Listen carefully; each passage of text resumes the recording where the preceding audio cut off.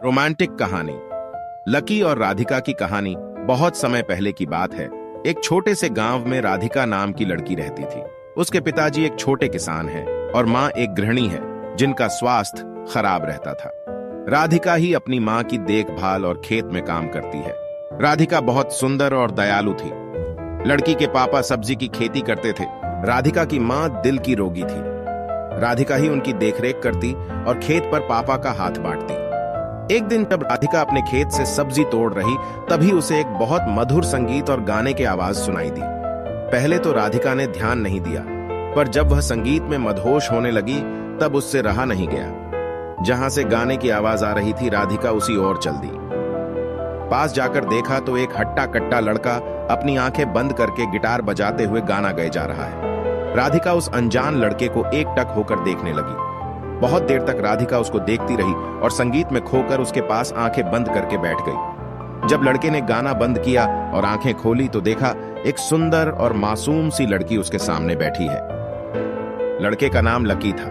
Lucky ने पूछा, कौन हो तुम?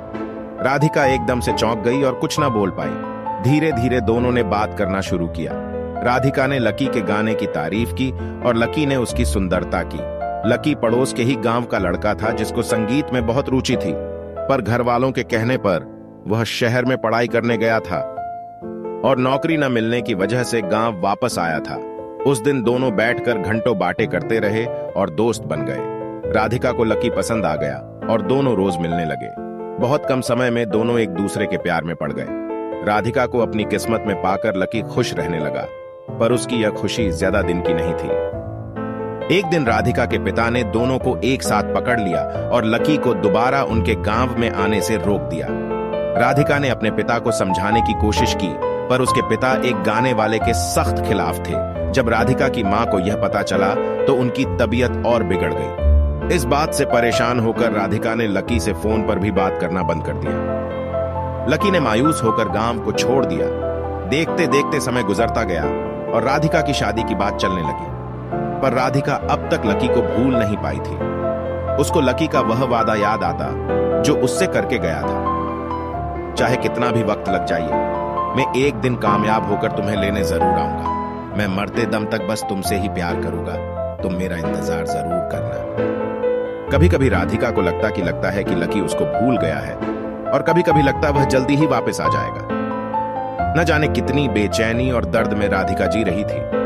न वह किसी से कुछ कह सकती थी और न अपने प्यार को भूल सकती थी। एक दिन एक लंबी सी गाड़ी उसके घर के बाहर रुकी, जिसके पीछे गांव के बच्चे दौड़ रहे थे। इससे पहले गांव में इतनी महंगी गाड़ी कभी नहीं आई थी। गाड़ी देखकर ही मोहल्ले के सभी लोग जमा हो गए।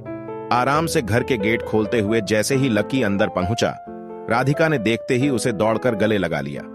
राधिका अंदर लेटी थी। लकी और राधिका दोनों गले लगकर रोने लगे। दोनों एक दूसरे के प्यार को महसूस कर रहे थे।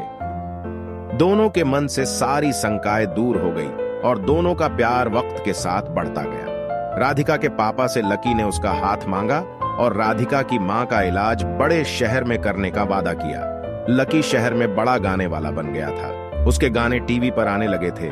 आज उसके के पास वह सब कुछ था जिसको राधिका के पिता ने कभी देखा तक न था। उसके पास शहर में कई बंगले और कारें थी।